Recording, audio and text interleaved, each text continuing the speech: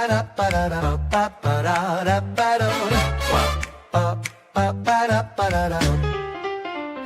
to MLS. Lights on, mic hot, headlines full of madness, drama and lies, black robes, cold stares, truth buried in the spin, but we break it down plain so the people can see it. From motions to mistrials, the circus comes alive. Everyone's an expert, even when they're not. We cut through the noise, keep it simple, keep it real. Law books on the table now, tell me how you feel. They say tone it down, say maybe don't speak, but silence ain't justice and quiet ain't free. We making law simple, talking truth on YouTube, never soft, never gentle. They can clutch their pearls, they can hate, they can whine, but we're still hitting record every case, every time. If you don't run this town, they'll try to walk all over you. So we stand our ground, say the things they won't let through. All right, and welcome to Making Law Simple. Hopefully you can hear me. Oh, there we go. All right, now I can hear myself. Welcome. I am Attorney David Helm, licensed practicing attorney in the state of Michigan. Today we have for you a House Bill committee meeting. Actually, the Michigan Judiciary Committee is holding sessions today. They're going to be talking about a variety of things, including one of them is House Bill 5211. This is a bill that's sort of in my background. Years ago, 2017, 18, 16, 17, 18, something like that. I worked on some legislation. It was called the Equal Custody, Shared Custody Act, something like that. I can't remember what it was. But the premise was to reform child custody, the child custody statutes, basically to create a presumption that the child's best interest is with substantially equal time with both parents. And then if one of the parents wanted to challenge it, then they had the burden of proof. The system, the way it's set up right now, it basically has 12 best interest factors, and neither parent has the burden of proof, and both have the burden of proof at the same time. And so it creates kind of this cash machine mentality or system where, like, I always described it like, those grab all the cash that are floating around you in one of those boxes sort of games. Now imagine you put two people in there that don't like each other, or at least going through a divorce. So there's some emotion and some hostility. And then you say, whoever grabs the most cash wins the kids and wins everything. No other rules, go. And, everyone would be throwing elbows and fighting and digging in and playing nasty and dirty. And that's the system we kind of have now with these best interest factors. So what this bill would do, this is substantially pared down from the bill that I drafted several years ago, which is good. I advised the new committee working on this to piecemeal it. Let's start off small. Let's start with substantially equal presumption. So the bold text here is what's being amended. And they're putting in some moderate changes, just some things. Let me enable scrolling here. So instead of his or her, they put in the child's. I don't know why they're doing that. That's not part of the substantive stuff. But here's what it is. Okay. So these are the 12 best interest factors that currently exist. As used in this act, the best interest of the child means the sum total of the following factors to be considered, evaluated, and determined by the court. Sounds great. The love and affection and other emotional ties that exist between the parties involved in the child, the capacity and disposition of the parties involved to give the child love and affection, guidance. And when, as attorneys, family law attorneys, when we are arguing these, we literally break them down and we say, here's what it says. This factor favors mother, favors father, favors both parties, favors neither party. That's how we break it down. And then so B, A and B usually like favor both parties, and there's really no advantage to one party or the other. Sometimes it doesn't, but so factor C is the capacity and disposition of the parties involved to provide the child with food, clothing, medical care, things like that. So if one child is homeless, that sort of thing. The length of time the child has lived in a stable, satisfactory environment. All of this is pre-existing and continues. But then section 2 is what they're adding. When making a determination on the best interest of the child, the court must make findings and conclusions of law in writing. That's a good one. That's a key one, because right now the court can say, I've evaluated the factors and I've determined this, without actually going through the steps of making a determination under each factor in writing. That's important for appellate purposes. It also gives the parties some idea or guidance as to what's going on in the court's head. Right now, they don't have to put it in writing. They can just say, I've evaluated it, and this is my determination. So this section 2 is good. Now, subsection 5 here is the presumption. We got a lot of pushback from this. Hey, morning, Aaron Olivia, welcome. We got a lot of pushback from this when I was running the committee back several years ago from family law judges that said, basically, don't tell me how to run my courtroom. Don't tell me how to make decisions. If you create a presumption, then you're tying my hands. These are what the judges are saying. But I think a presumption is kind of good. We're not tying the judge's hands. What we're saying here is that there is a presumption that it is in the best interest of the child to award equal or approximate equal parenting time to each parent. This presumption may be rebutted by clear and convincing evidence placed on the record that equal or approximate equal parenting time is not in the child's best interest. And if the child custody dispute is between a parent and then a government agency, or between a third party like a guardian or something like that, then the best interest factors control. So there's no presumption if it's with a third party. So this is really, if it's between two parents, then there's a presumption. Now, the party that wants to challenge this has the burden of proving a rebuttable presumption. That's what this rebuttable presumption means, that if the party wants to rebut this presumption, then they have to present clear and convincing evidence that either the other party is not willing or able to facilitate and encourage a close relationship with the other parent, because of something going on with the home, school, or community record with the child, because of some sort of mental or physical health issue with one of the parents, whatever. But that puts the burden then on the party that wants to rebut this. So this there's been a legislative breakdown on this too. And this is what they do. When they send a bill to the House, they do a legislative breakdown. You're going to call the House Judiciary Committee to order. Sorry. They're calling the committee to order. That probably popped up in the feed. But this, so this summary here, which was completed and sent to the Judiciary Committee on April 28th, 2026, taken together, the bills, there's another bill that amends a little bit as well, would amend different acts to establish legal presumption that equal or approximate equal parenting time is in the best interest of the child, as well as create new procedural and administrative requirements for the family division of the circuit court in front of the court in custody matters. That's the, like, making it a writing, or making a written determination. So, which I think is very good, because then there's a written record of everything.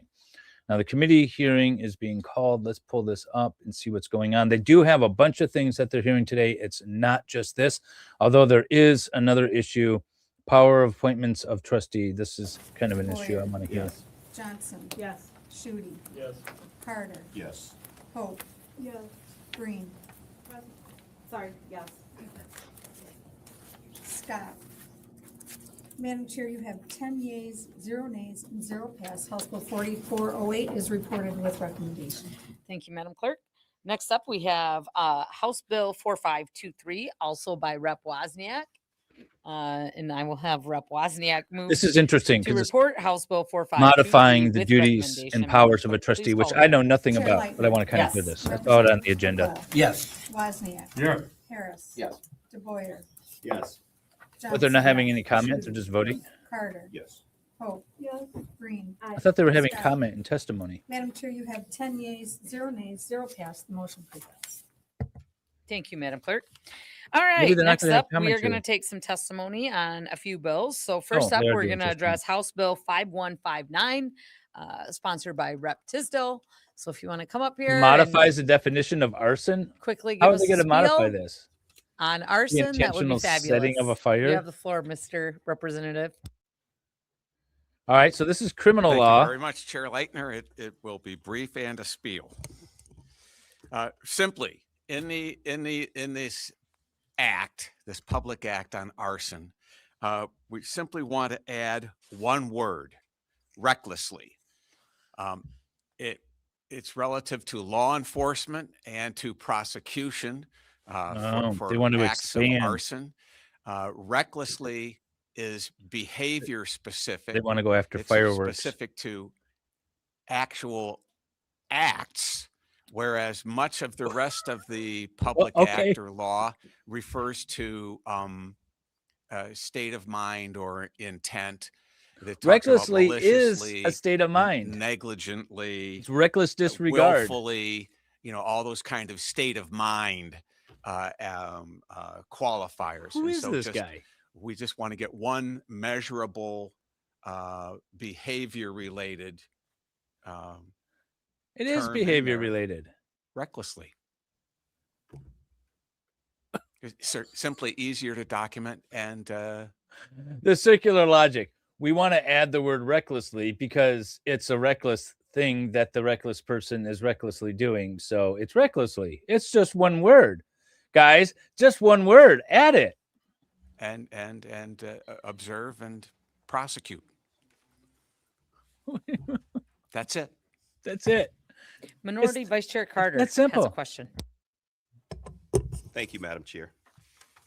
How do you define recklessly? I mean, that's such a subjective word. It in is, in isn't many it? cases. Well, as our maliciously, intentionally, negligently. Oh, wait, and wait, so- wait. But It's not just an act.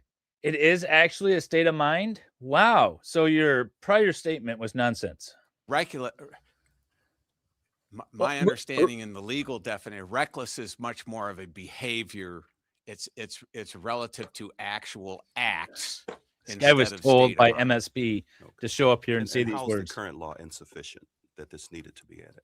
Well, the current law is based upon willfully, maliciously, As negligently. okay. Negligently is a lesser to okay. So here's the standards. All right. You have intentional, right? You intended to start the fire. Then you have willful act, which is you willfully did the act, but you didn't necessarily intend to start the fire. Then you have negligently down here. And negligently is you accidentally, you didn't even necessarily intend to do the act. You accidentally did the act, but accidentally started the fire. Recklessly is a step up above that. And you don't need this. You've got everything covered. And there's another one. There's enough leads in Looks there. nice down. Intentionally. The bow tie makes him look smart until he opens his mouth, right? Pardon me? I say it's enough leads in there. Oh, okay. So it's just, there are a lot of leaves in there. Yes, that's a large family. But again, it's all of those having to prove a state of mind as opposed to simply documenting specific hard acts. Example, folks burning leaves in the fall. Yeah. Yeah, I raked them right up against the house. And then I What? and No, then no, I no, set no, no, them no, on no, fire. no. Did you do that intentionally? Did you do that? Was there malice in your intent? Wait. Was there malice in your intent? Is a state of mind, sir. You started this statement by saying, we want to put in some language that will affect the actions, not the state of mind. You just talked about a state of mind, sir. You have no idea what you're talking about. This guy, I have no idea who he is. He has no clue what he's talking about. It was just a reckless It act. is. Okay, thank you. Oh my God. Do not pass this. And you can't burn leaves anymore, which is. Wait, what? Well, you live in the city. Okay, Rep. my God. Wozniak has a question. Hey, Madam Chair, Rep. I like This the is the bill. state house, people. This is embarrassing. Recklessly, do you include gross negligence? Well, negligently is in here. Right. Right. Gross I negligence. don't. I did not put, and it was not recommended. It was brought to my attention by the Oakland County Sheriff's Department, actually. I knew it was law enforcement.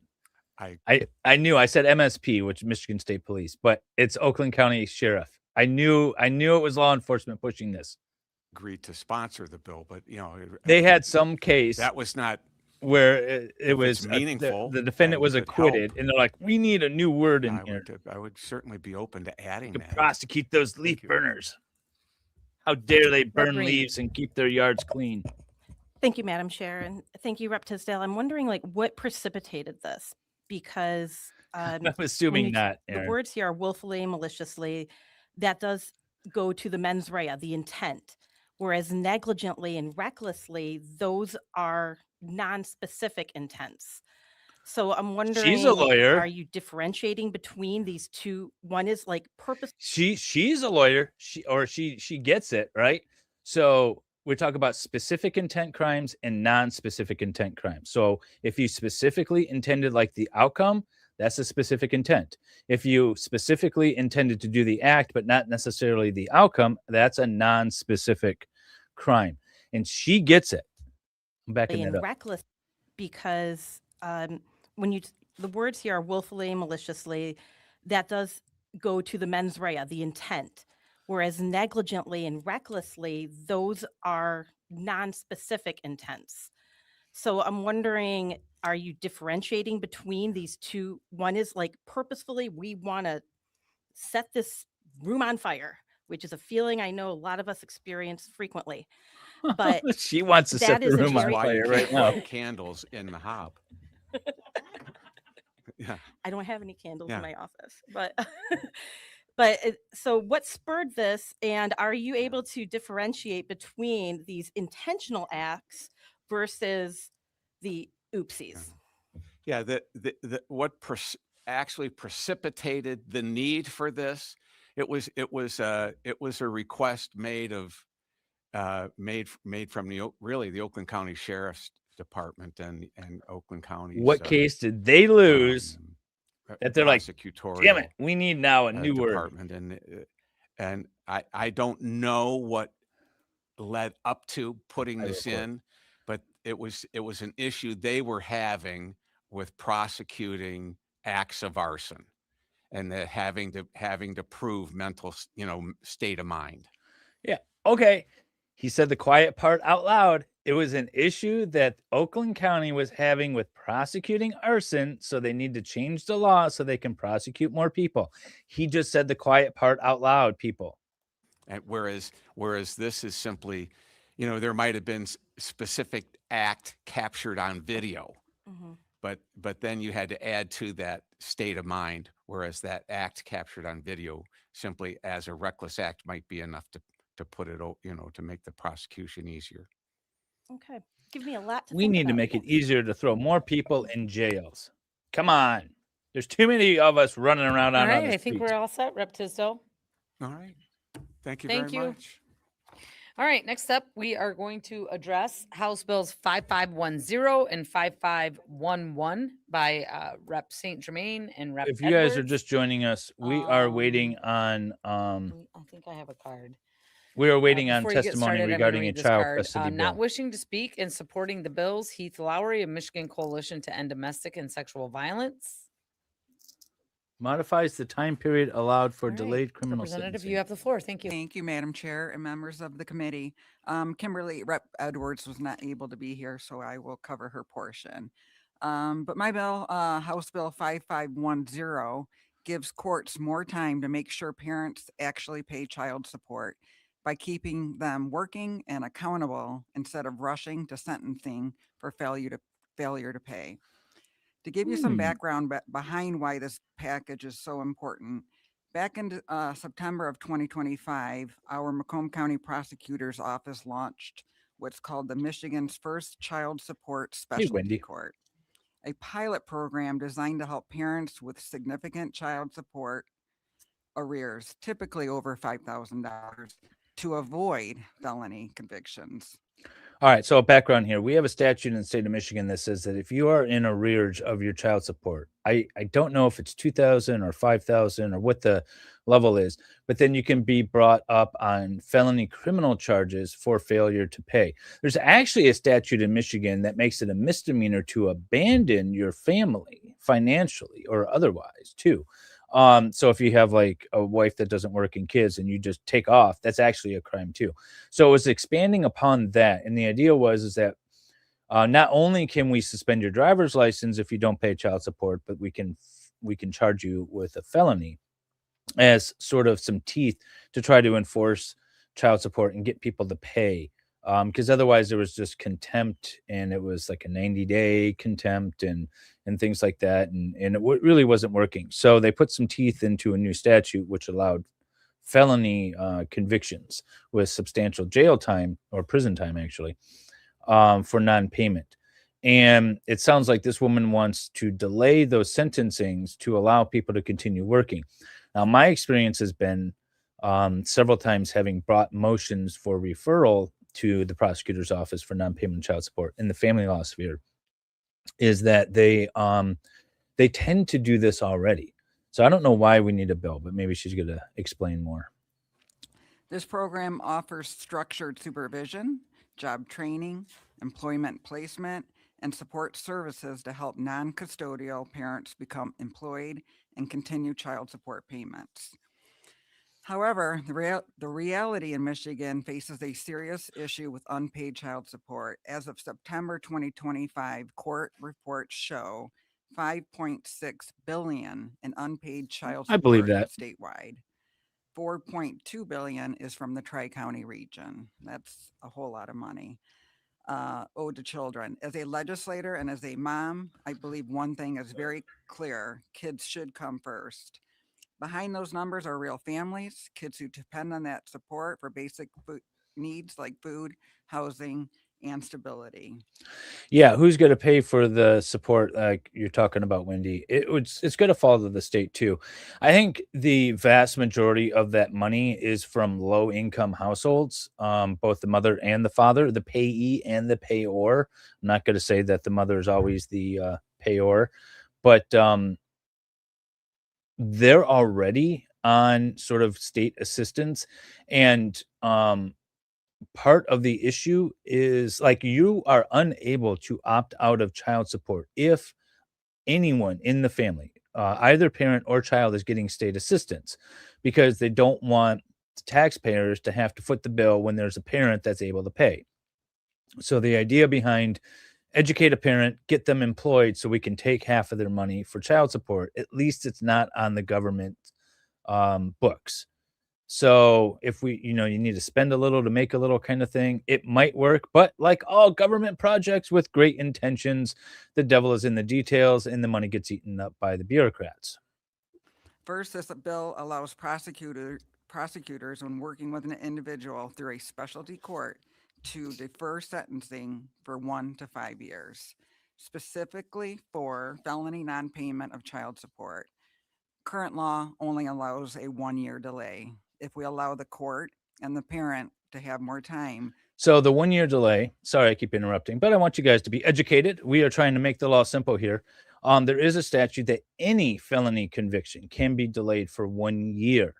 Now, that doesn't mean that the person's not going to prison or jail afterwards. It just means that the sentence is going to be delayed. We're going to sentence you to 1 year jail, but we're going to hold off for a year, let you do whatever you need to do, and then you're going to report for jail. That's the current law, and it applies to all felony convictions. So it sounds like she wants to carve out an extension only as it relates to felony convictions for non-payment of child support, which seems okay, but you are taking some discretion out of the judge's hands. Then that means more payments getting to kids. Second, extending that time frame gives prosecutors greater flexibility to help individuals maintain employment, begin repayments, and continue making consistent payments through the deferral program. If a parent is stepping up, working, and paying for their child, we shouldn't slam the door on their ability to make a living with a felony record.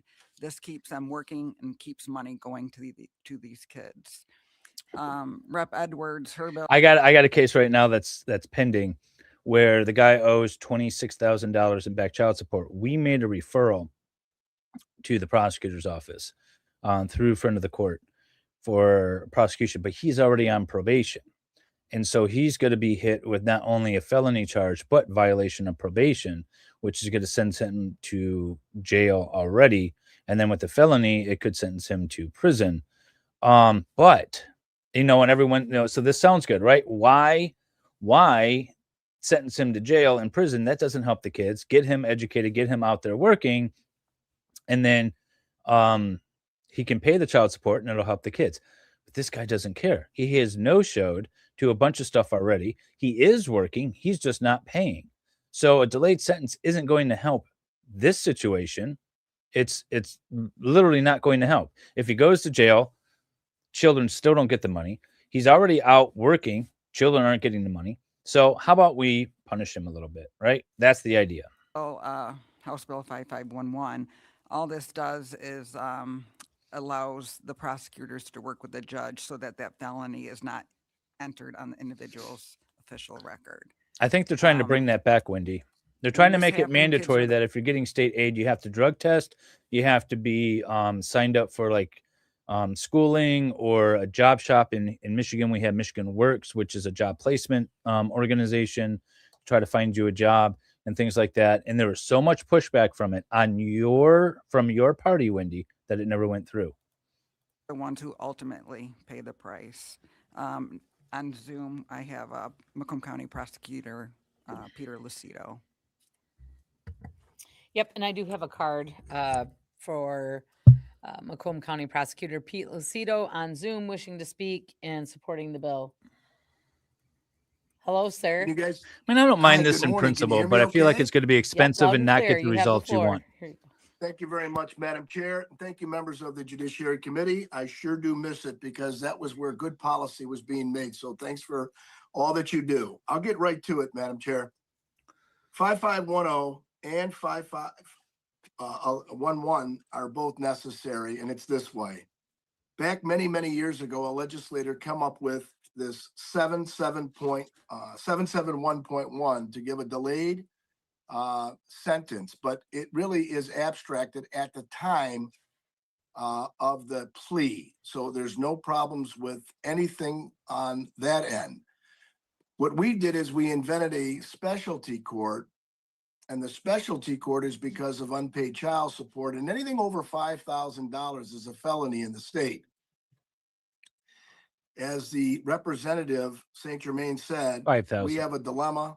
We have actually a problem of $5.6 billion in unpaid child support, of which your DHHS budget is taking care of a lot of children that don't belong to us.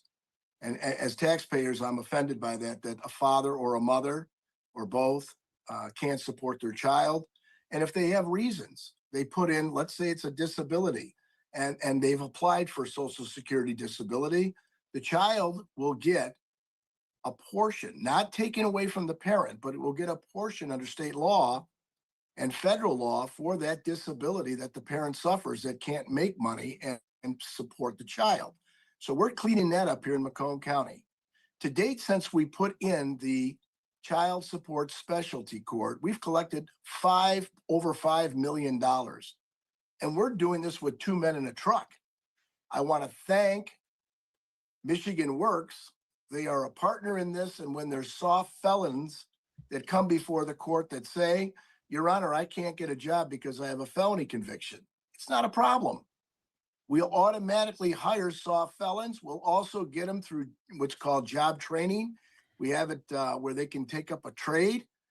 But we've got to get people back to work because a person working feels good about themselves and they can take care of their child or their children from 0 to 18. I don't feel which are like the most critical years. I don't feel like in the development of a child. that's true for everyone. All the representatives are doing by this bill are allowing courts to have tools in the toolbox to give an extension from 1 up to 5 years under only child support, to go ahead and monitor the payor of the child support. And that's a good thing, because if they don't make a mistake, or the job is terminated by no accountability of their own, we have other jobs through Michigan Works. And I think everybody in the state will know Michigan Works is paid by our tax dollars. So they're there to assist people to get jobs. And Lord knows there's a lot of jobs out there right now. All we're doing is giving that flexibility to the judges, because they said, Pete, some of these people have 20,000, 30,000. I can't expect them to pay it within a year. And I agree. And I don't want them to have felony convictions. So as a result, these carve outs that we're doing for child support is a way that we can work with the payer, get the child the support, and have a meaningful discussion about how we're going to reduce, instead of just avoiding what we ultimately know is a lot of money that's outstanding in child support. Lastly, Rep. Edwards, regarding her bill, it is necessary because it won't go down as a conviction. And what I mean by that is there will not be a conviction on the record where somebody could lose their job. So understand what I'm saying is, right now, Quit touching the conviction goes screen, down man. under this section of the statute. And then after, say, a year, it's taken off. How many With some of these opportunities do jobs, we you're want to not give these allowed to have parents? felonies on your record where people that owe child support Pay child and they support. have to keep Okay, the now you're job. found So in it's just contempt. a delay Continue to pay child support. in the Okay, now you're found in abstracting, contempt. or if you All right, now will, you're going to be hit with a never felony. abstracting I'm if telling you, they you're going to be hit have with a felony. met All right, the now we terms hit and you with a conditions felony. of the court, which But is wait a the minute, order. we don't want that felony on If your there's any record. We need to questions, give you Madam another Chair, I break. stand ready to answer any questions. Rep. Wozniak. Thank you, Prosecutor Lucido. Ooh, wasn't he? There's two different charges in here for the supervision. One is $30, the other is $60. Does that include the tethering charges? No, that's the probationary standard. There's no money in regards to this bill. None, zero. This is where a judge says, first of all, the prosecutor's got to agree to 771.1. It's in the No statute. funding requirement? So we're Wow. not changing any of that.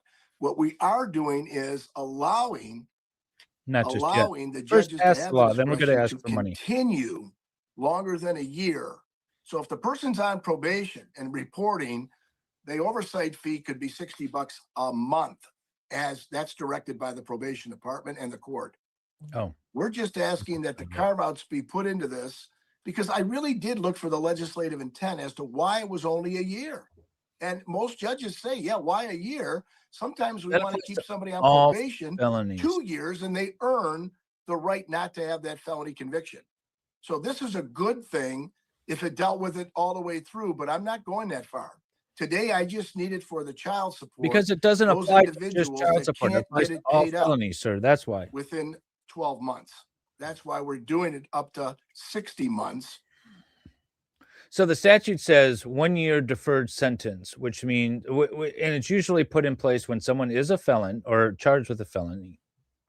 And they're like, listen, I'll plead guilty to this felony. And the court says, all right, stay out of trouble. Go get anger management, go get a job, get stable employment, pay all your fines and fees, report to probation, do everything that you're supposed to do, substance abuse, counseling, therapy, whatever it is. You do all that for a year, and then we'll reduce this down to a misdemeanor.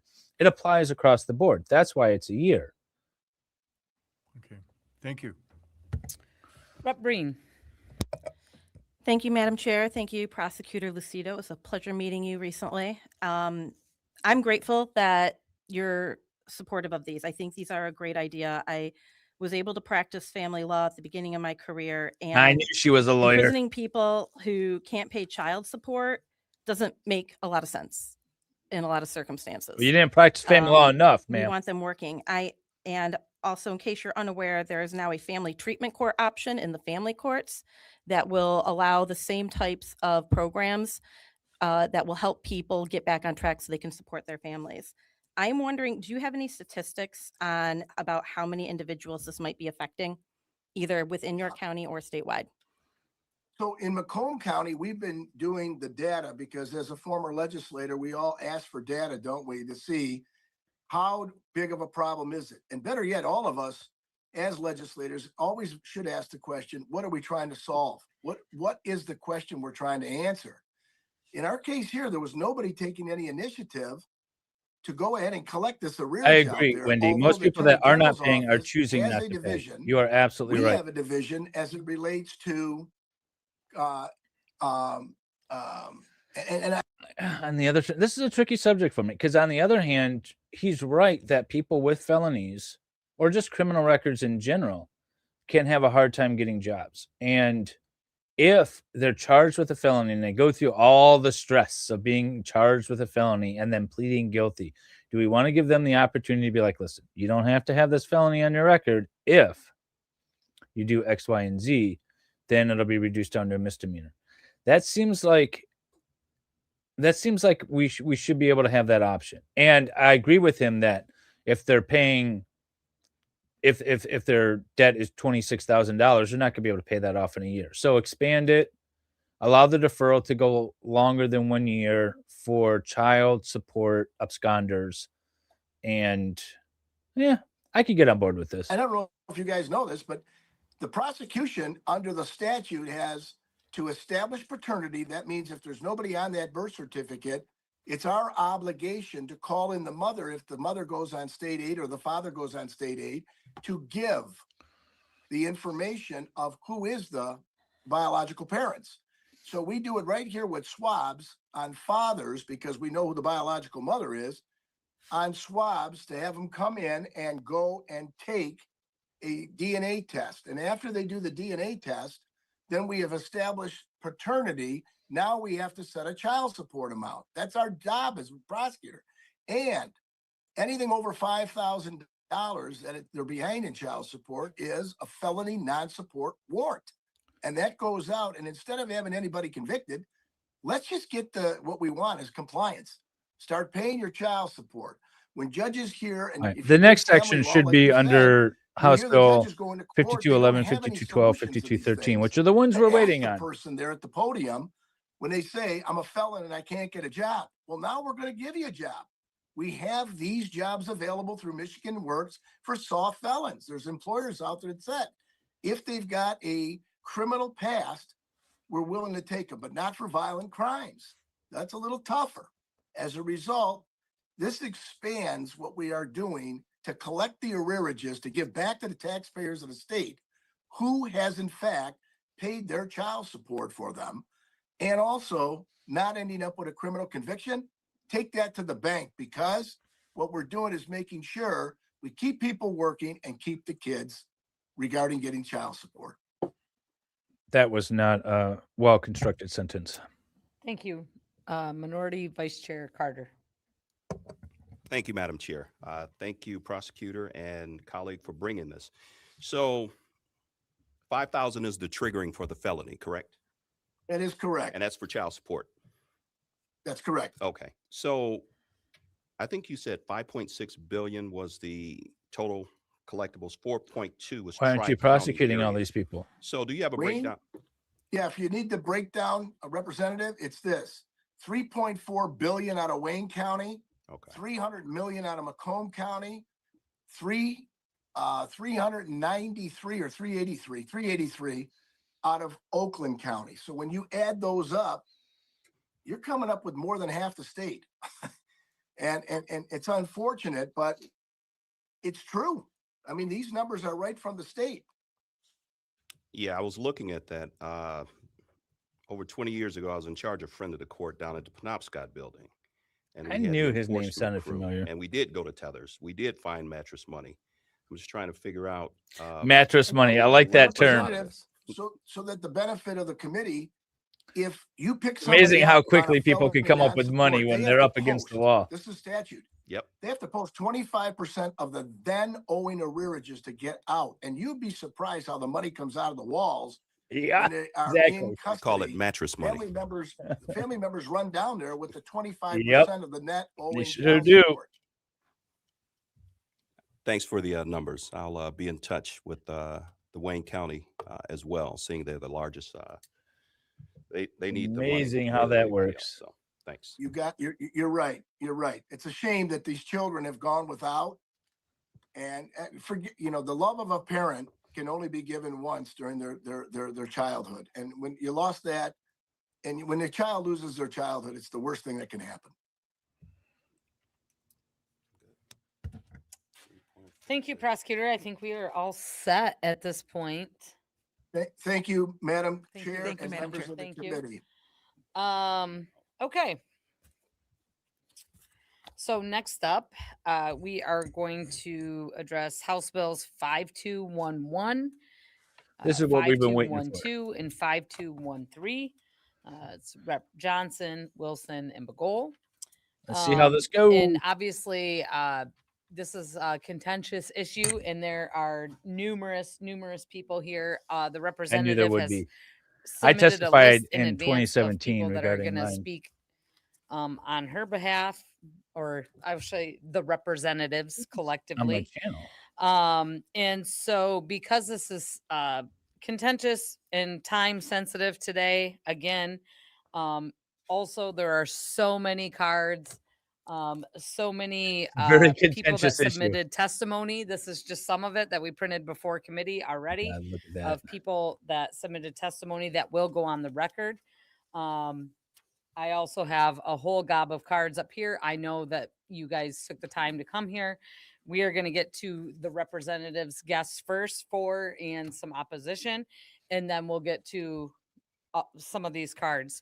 But also know that, like, your representatives, the people that are coming, obviously, They we're have gonna give you guys exactly priority. 49 minutes. But if they can kind of be to Well, the actually, point we're and behind. concise, that would be great. In general public, when I do We're behind call a few on you, minutes. when and if I call on you, if we make it there, please keep your comments to under 3 minutes, because there are numerous people and we want to kind of get to as many as we can, and also allow the members to ask questions on these issues. So and again, if we don't get to you, if you filled out a card, it will be on the record that you supported it. You can also submit your testimony via email. You can hand it to the clerk as well, and we will make sure that it's This is on going the to be record. a huge Okay? change if it passes. But with that, Representative Johnson, you're the lead, so go ahead. You guys have the floor. Thank you, Madam Chair, and the members of the committee. Thank you for your thoughtful consideration of this legislation. House Bills 5211, 5212, 5213, the Child Welfare and Stability Package modernize Michigan's family name. law framework by establishing a legal presumption of equal or approximately equal parenting time between parents. This three-bill package works together. My bill creates the legal framework. Rep. Wilson's bill ensures proper parental notification, and Rep. Bagol's bill requires friend of the court education. All sorts of parents are in this room and online waiting for this kind of legislation to just allow them to see and parent. Oh, Republican pushes. I told them they Currently, needed to get a Michigan courts have Democrat on little board. guidance on parenting time, We'll see how this creating goes. inconsistent outcomes statewide. Some parents receive meaningful time with their children, while others get minimal or no visitation that fails to foster healthy relationships. Research consistently and overwhelmingly shows children benefit from strong bonds with both parents when safe. The lack of clear standards has created an environment where outcomes often depend more on the attorney you hire or which judge you appear before than on what's actually best for the children. Yep. Trial attorneys have capitalized on this uncertainty, encouraging prolonged litigation by suggesting that persistence in court battles might eventually yield better results. Yep. When parents don't know what to expect, they're more likely to fight expensive court battles rather than reach reasonable settlements. This amounts to wasted dollars on unnecessary battles that only benefit the attorneys. The uncertainty has created a cottage industry of litigation where attorneys benefit from the lack of predictable outcomes while families exhaust their resources in court. It rather is than very investing in their unpredictable. children's futures. Parents are often advised to fight for everything because there are no clear guidelines about what constitutes reasonable parenting time. House Bill 5211 establishes equal parenting time as the starting point, not a rigid mandate. Courts retain full authority to consider You all gotta say existing the judges are going to best show up and interest say it takes factors, away our ability to including craft domestic violence, creative the solutions. child's preference, and safety concerns. The presumption can be overcome by clear and convincing evidence and requires written judicial findings for accountability. This legislation does not override safety considerations or force impractical arrangements. It applies only to disputes between parents, leaving current protections for cases involving the state or third parties unchanged. This legislation also provides parity, the same legal standards, clear and convincing evidence that we already have for cases where it's between a state agency or a court trying to overturn a previous agreement between parents.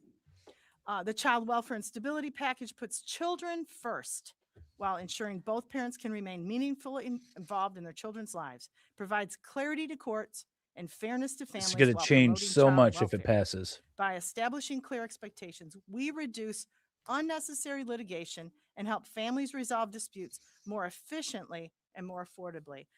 I urge your support. Thank you.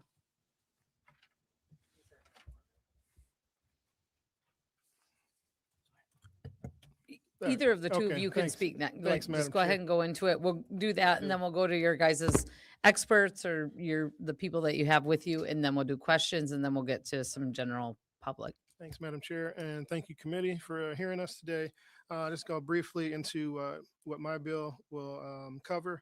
It amends the Child Ooh, Custody nice. Act of 1970. Notice this is a bipartisan package.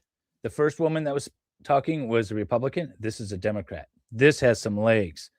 To require the court to inform parents in custody disputes that there is a presumption of equal or approximately equal parenting time. Under this bill, when a parent initiates a court proceeding regarding paternity, custody, or a divorce that involves a minor child, the court must provide a notice to all parties involved in the proceeding, informing them of the court's presumption of equal parenting time.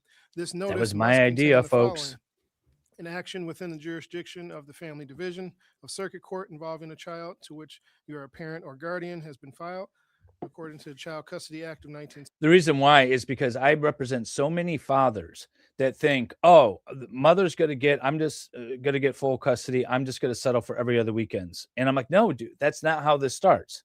You don't just have to settle for that. And they're uninformed. And when they go in, they're scared when they receive like a notice for custody or complaint for divorce. They're just thinking, oh, they're never going to see their kids again.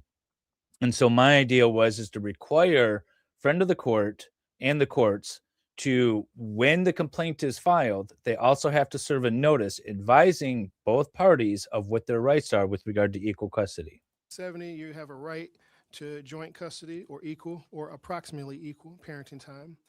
Joint custody means an order of the court in which the parents or third parties share decision-making authority as to the important decisions affecting the health, safety, education, religion, and welfare of the child.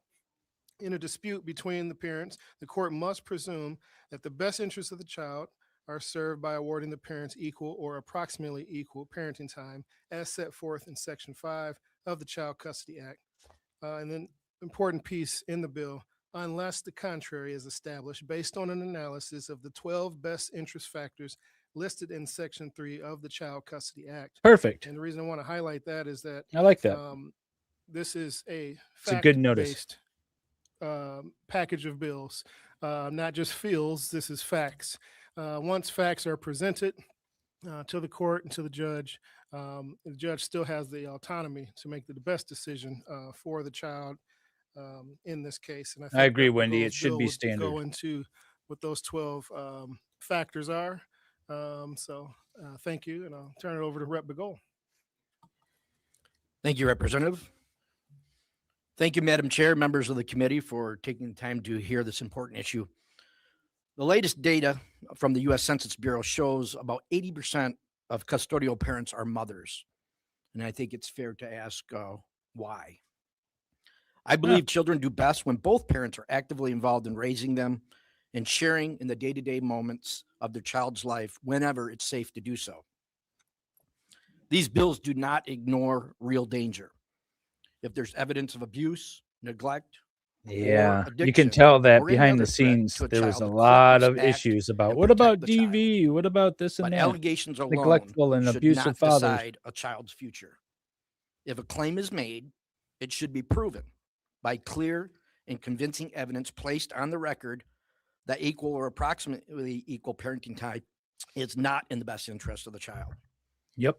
Too often, false accusations are made and a parent is left spending thousands of dollars in months, sometimes Yes. years, trying to prove it isn't true. By that time, their child is already gone. The time with them is already gone. Oftentimes, they can't even afford to fight the accusations, and they never get to spend the time with their child. They just pray that someday, when their child is old enough to make a decision on their own, that they'll have that relationship that parents Sup, live for. Lefty? My bill, 5213, is about fairness and transparency. It requires the friend of the court to inform parents that there is a presumption of equal or approximately equal parenting time, to include that information in the materials they receive, and to explain it if requested. So parents understand their rights from the very beginning. Many of the people behind me have their own heart-wrenching stories. Oh, we're gonna have to hear I believe stories. these bills give us an opportunity to make some meaningful corrections. Children are not Talk property about to how be like awarded. a dozen other They are states have already sons done and this. daughters who deserve a relationship with both parents whenever it is safe and possible.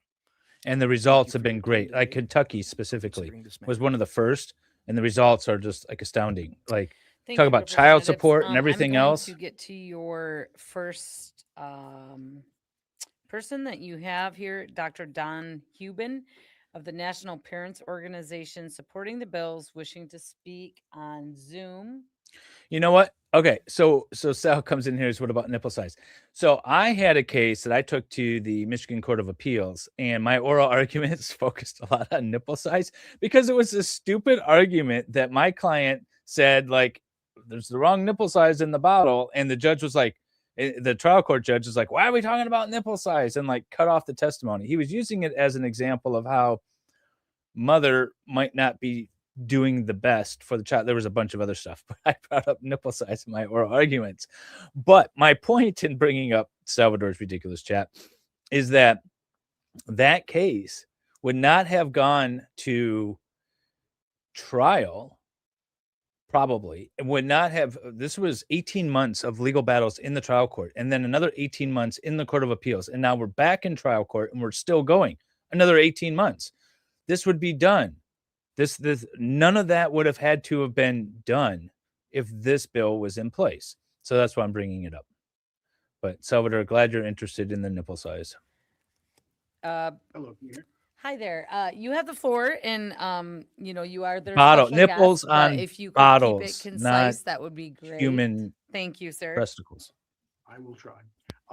Chair Leitner, Vice Chairs Begoyle and Carter, and members of the committee, thank you for allowing me to offer proponent testimony for House Bill 5211, 5212, and 5213. I am Don Hubin. I am a professor emeritus of philosophy at The Ohio State University and the founding director emeritus of the OSU Center for Ethics and Human Values. And I mention that in the interest of full disclosure, but in the hopes that this committee will overlook my institutional affiliation as they evaluate my testimony. We will. What do you have to say? National Parents Organization is the... Oh my God, he made a joke and nobody laughed. All right, man, just get to the point. Nation's largest and most Don't try to effective be shared funny. parenting organization with chapters in over 30 states at this point. And we have been effective in getting equal shared parenting legislation passed in a number of states now. I describe National Parents Organization as being research-based and child-focused. And what I mean is that we ground our advocacy for divorce reform on the best interest of children based on the best research that we have that's available. The Representative Johnson and Wilson and Begoyle also mentioned the research we have that shows that children do best when their parents are separated if they're raised in a shared parenting arrangement. We have more than 40 years, which speaks as univocally as social science research ever does, that children raised in a shared parenting arrangement do about as well as children raised in intact marriages on every metric of child well-being, and they do much better than children raised in sole custody arrangements, including we have some terrific meta studies that look at a number of primary studies and show that the overwhelming majority of these studies come to that same conclusion. And it's a surprise to some people that this is true even when we're talking about infants and toddlers, and even when we're talking about cases where the parents don't initially agree to shared parenting, or when there's nonviolent conflict between the parents. Sometimes people raise the following question. They say, look, shared parenting is great, but equal shared parenting doesn't really matter. It's quality, not quantity, that matters. But the fact is both of them matter. The quantity of time that a parent has the child, and especially having the child in sort of ordinary parenting cases, getting them ready for school and so forth, is crucial to children's well-being and their sense of security and their secure attachment to both parents. We sometimes also hear people say, well, shared parenting may be great, but there shouldn't be a presumption. Let the courts do whatever is best in every individual case. But as Representative Johnson also already mentioned, not having a presumption is a cause of parental conflict, and parental conflict is universally understood to be harmful to children. Parents who are faced with the prospect of possibly losing their relationship with their children find it much more difficult to cooperate in co-parenting arrangements. And it's also been stressed by the sponsors that, that's one of the things that I always stress too when I talk with my clients at the beginning of a case. I say, the more amicably you can resolve this and the quicker you can resolve it, the better your lives and your children's lives will be. And again, like I said moments ago, the 18 months of fighting in trial and the 18 months of fighting at the Court of Appeals and now the 18 months of fighting back at the trial court again doesn't help the situation. this does not remove judicial discretion. It establishes a starting point and a requirement that there be reasons to deviate from that starting point. Custody evaluations will still be made on an individual basis, just with that starting point. The question of intimate partner violence is an important one. And of course, there are appropriate exceptions for cases of intimate partner violence here. One of the things that we have found is that in Kentucky, which passed a presumption of equal shared parenting in final orders in 2018, temporary orders in 2017, what we found was that by asking the administrative office of the courts in Kentucky, that the cases where the same parents were involved in a family court case and in a domestic relations case, cross-referencing those cases, dropped by more than 70% between 2017 and 2024. And I want to emphasize, so this isn't misunderstood, this is not a drop in overall intimate partner violence cases in Kentucky. It's a drop in those cases where the parents were going through a divorce and custody case and also had a domestic violence case, but a 70% drop there. The best research on presumptions of shared parenting and intimate partner violence comes from Spain, where 5 regions of Spain around 2010 adopted presumptions of equal shared parenting, and it Go to Kentucky, man. increased the prevalence of equal shared parenting fourfold over the next few years. And researchers found that there was an almost 50% Talk about drop Kentucky in intimate partner violence in those regions that adopted presumptions of shared parenting compared to comparable regions that did not. Child maltreatment is another important aspect of family violence. Between 2018 and 2022, the rate of cases where children received an investigation or an alternate response to an allegation of maltreatment in Ohio, my state, dropped by only about 7%.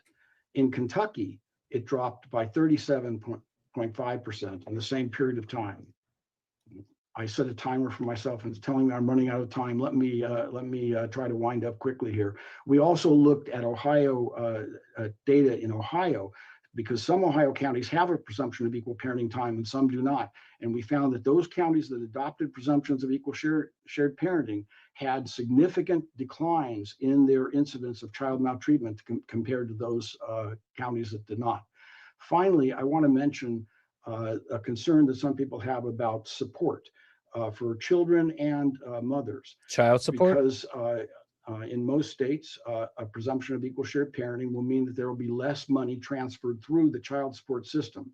But that doesn't mean that children are less supported. They receive more direct financial support from each of the parents, and that is shown consistently. Okay, you guys want to know the conspiracy theory behind why we didn't adopt it back in 2017 when I was part of the committee, is that for every dollar that passes through the friend of the court child support system, they get federal money backing them and supporting the system. So if there's equal shared parenting and child support in Michigan is based off of the number of overnights and the parties' incomes. That's the primary calculation. And so if the parties are equal, say 50-50, there's going to be less child support paid one way or the other. It's not going to be none, but there's going to be less. And then the friend of the court and the child support system get less money from the federal government. That's the conspiracy theory. I don't know if it's true or if that's the reason why the pushback, but that's a major financial concern. And recent research that was done by the Institute for Research on Poverty by Professor Judith Bartfeld found that shared placement in Wisconsin, she found that couples that were doing shared parenting, the mothers fared no worse than those mothers who were doing sole custody.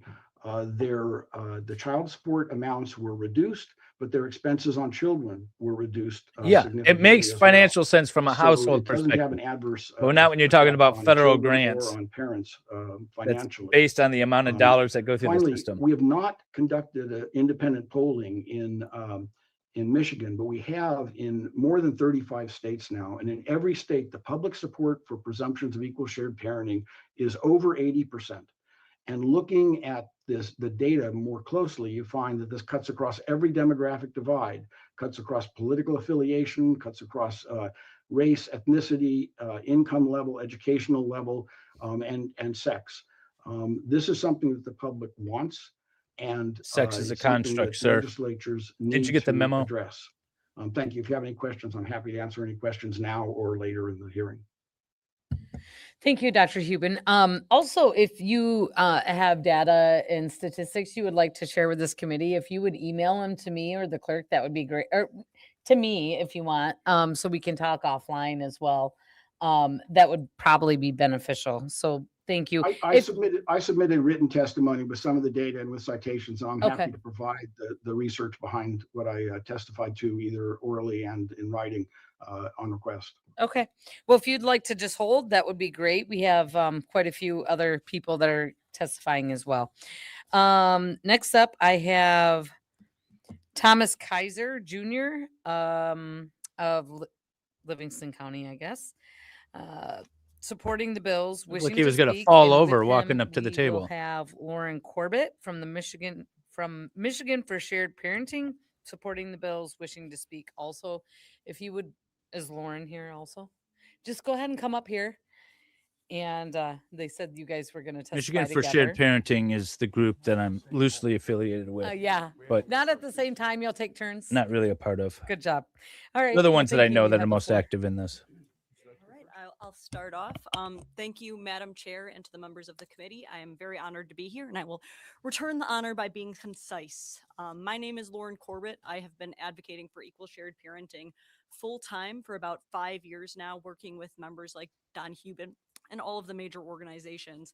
I first became aware of the importance of this issue when I met my husband, who, upon finding out that he would become a father at a very I young agree, age, Aaron. This is a immediately no-brainer. moved 250 miles away from his friends, family, job, and support system in order to live 1 mile away from his son, only to be relegated to an every other weekend visitor. Not because he had done anything wrong, but because for some reason this appeared to be an unspoken status quo in the county. This is a man who attended his son's birth.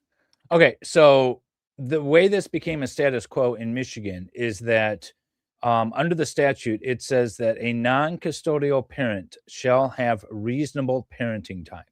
And everyone was like, well, what does reasonable parenting time look like? So then friend of the court in Lansing. So friend of the court is, they have a friend of the court at each county, but then they also have a statewide friend of the court. It propagated rules that said at a minimum, reasonable parenting time is every other weekend, overnights with one evening during the week, and like split up the holidays and summer break. And so then the courts deferred to that as that's the starting point. So once friend of the court said at a minimum this is reasonable, court started saying, well, we're going to start there because that's what friend of the court says is reasonable. And then if the non-custodial parent can show that he or she deserves more time, then we'll give it to them. But the standard is clear and convincing. And so it's kind of opposite of what they're trying to do and what seems to be appropriate. Custody should be 50-50. I agree, Lefty. Every religious Yeah, sacrifice. unless there's a yeah, and that's exactly what this bill would do, Lefty, unless one parent is clearly unfit. So it says the presumption is 50-50, and then if the other parent wants to rebut that presumption, they can present clear and convincing evidence that there's domestic violence, that there's drug use, that the other parent is unfit based on the 12 factors that we currently use. Right now, it's a free-for-all with no burden on either party, a burden on both parties, and the court gets to decide whatever it wants to do, and it just defaults to one custodial parent and every other weekend and a Wednesday for another. And that shouldn't be the default.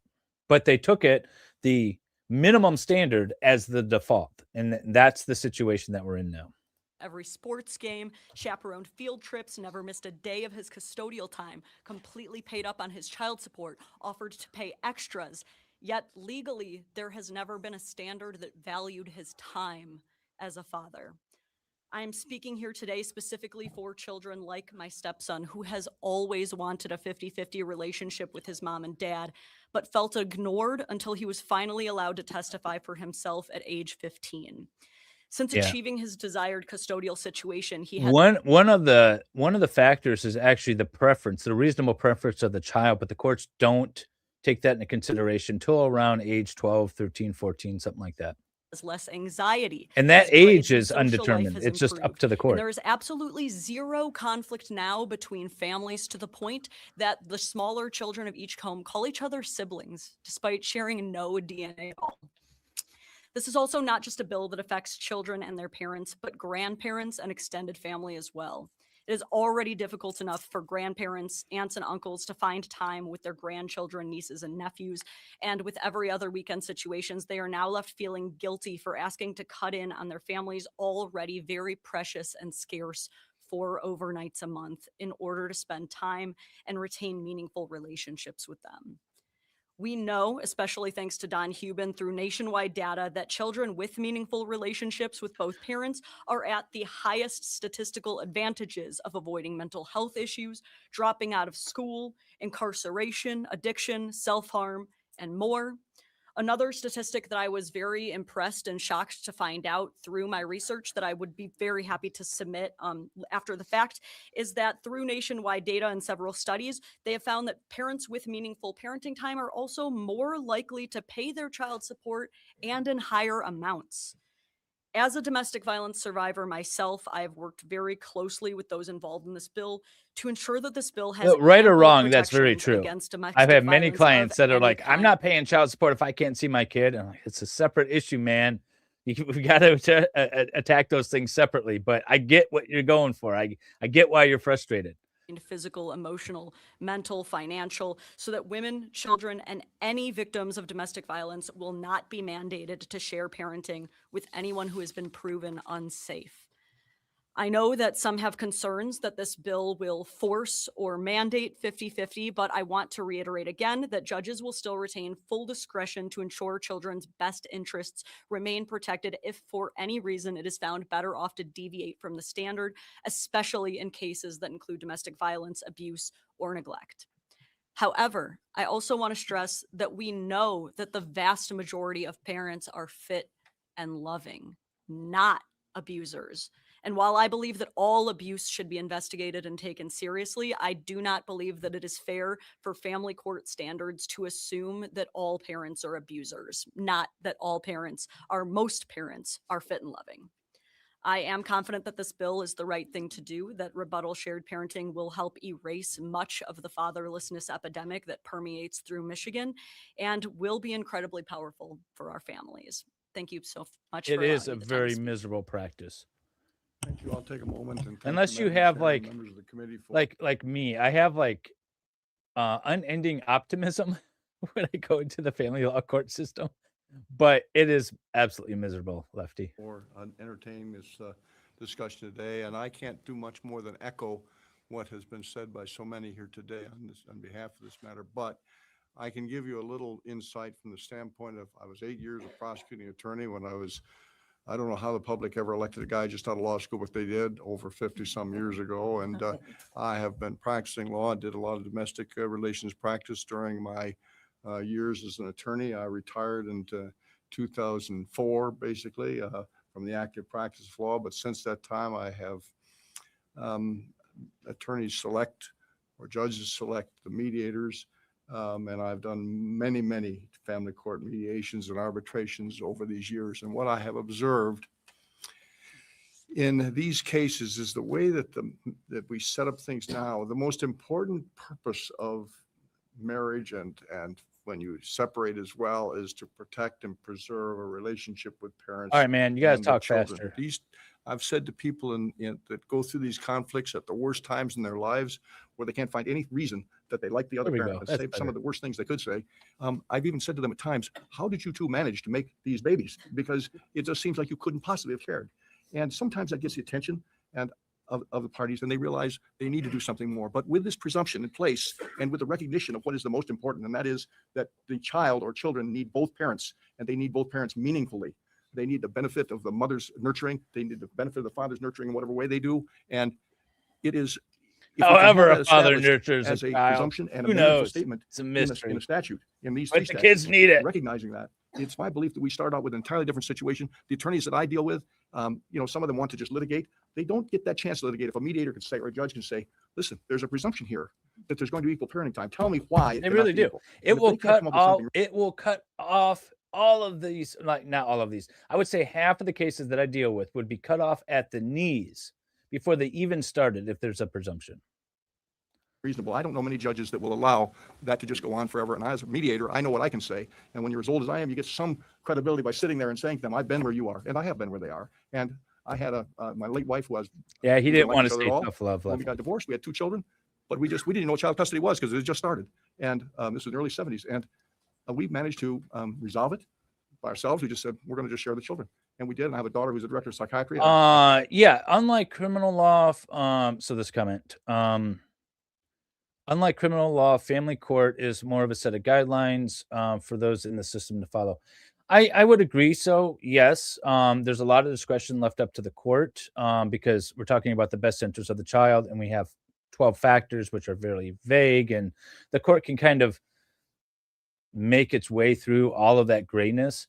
And it's more of a guideline sort of thing. I agree, but I think the presumption is a good start. We need that presumption because everything else is so gray. The court can literally just make up what it wants. Out in Bellingham, Washington, at the hospital there, who said, I would tell you this: I'm working on a case, and there's a case that came down in 2024 where a mother just took the kids and moved to Southeast Michigan and filed for divorce and custody down in like Wayne or Oakland County. Meanwhile, the father's still up in Northern Michigan. And the court awarded temporary physical custody to the mother because she had the children. And then by the time the father got into court and started arguing stuff, the court's like, well, we're just going to maintain this because the kids are with her now. And then by the time it went to trial, the court said, well, the kids have established a custodial environment with mother and down in Southeast Michigan. She caused all of this. And so now father is left with every other weekend and a Wednesday. Is that right? That went to the Court of Appeals, and the Court of Appeals is like, we completely understand that this is a messed up system, but the law says that can happen. So the Court of Appeals even recognizes that this system is messed up. more than once, thank you for the way you and mom and dad handle things. And that's a recognition of what we all need to do. What if the kid is I offer you awful? That testimony is someone There's who's on the foster front line parents, sometimes Nick. dealing with these situations. And I think this presumptive statement and the recognition of the importance of equal parenting time will go a long way to reducing the backlogs and friends of the court, because everybody fights about it. It'll reduce the backlog of more serious stuff will be handled in front of Are you in domestic Michigan? relations judges and mediators. Send me will an become a thing of email past. if you're in Michigan. And before I die. Thank you. Well, thank you, sir. We're going to move on to Judge Lisa McCormick, wishing to speak. Spoiler opposing alert, he bills died from the right Michigan after this Judges hearing. Association. You can just stay there. Welcome, Judge. You were all set. Nice to see you again. All right, who is this? Yeah, let's slow this down. All right, thank you. Thank you for having me here today. For anyone who doesn't know me, my name's Lisa McCormick. I am a judge here in Ingham County. I'm assigned to the Um, Family Division, and in Ingham County, I handle abuse and She's not neglect, going to be delinquency, custody, in parenting, time, and favor of child it. support. I'm here. I'm also co-chair of the Michigan Judges Association. Yep, Family she's Law not going to be Committee, in favor and of I am this. here today on behalf of the Michigan Judges Association. The Michigan Judges Association opposes the Yep, bill. I knew it. And I just want to point out, because I know take our there's a lot control. of people here that want to talk. And so the I literally had a family law judge when I was involved with this back in the teens say to me, I have raised over 5,000 kids. And he was talking about like the number of cases that he's handled. But he takes that like, these are my kids. The gall for these judges to say things like that. The legal framework for child custody situations involves the best interests of the children. And 722.27 sets out the first thing that a judge has to do, where the concern here with the bill is that you jump to parenting time. And judges have to determine who has the established custodial environment, and it's right in the statute. And that's to who does this child look to? Which parent or both parents? Sometimes it's both. But it's the person. That's not right. It says right in the statute, who does the child look to for guidance, love, affection, necessities of life? That's not right. She's talking about case law. Case law said that the court needs to determine, because remember, there's no guidelines here. It's 12 best interest factors. And then throughout the years, the 40 years or so, 50 years that this law has been on the books, case law has said, all right, well, we need a starting point. What's the established custodial environment for the kids? Who do they naturally look to for this sort of thing? Let's start with that. But that's case law. That's not in the statute. The statute literally says best interest is the evaluation of these 12 factors. So she's lying. And that's the first step in the analysis. And that determines the burden of proof. It's So not if the it is statute, with though, both ma'am. parents, if you're going to change the established custodial environment, you have to prove by clear and convincing evidence Yeah. that the current After- established custodial environment should change. Okay, so what she's talking about here, oh my God, this judge. What she's talking about here is after there's a final order, the statute wants consistency. And so it says, if you're going to bring a motion to change custody or parenting time, if it alters the established custodial environment, then the party who's bringing the motion has the burden of proving by clear and convincing evidence. But that's after a final order is entered. What this law does is it says at the start of the case, we're going to have this presumption. That's what the new bill says. So don't mislead them, Judge, whatever your name is. And if then what they're asking for doesn't change the established custodial environment, then the standard of proof is the preponderance of the evidence. So these standards of proof that are in the parenting time bill is already established in the law. It's And not. that's the standard we have to address. Now, sometimes in initial custody at that time, the established custodial environment's with both parents.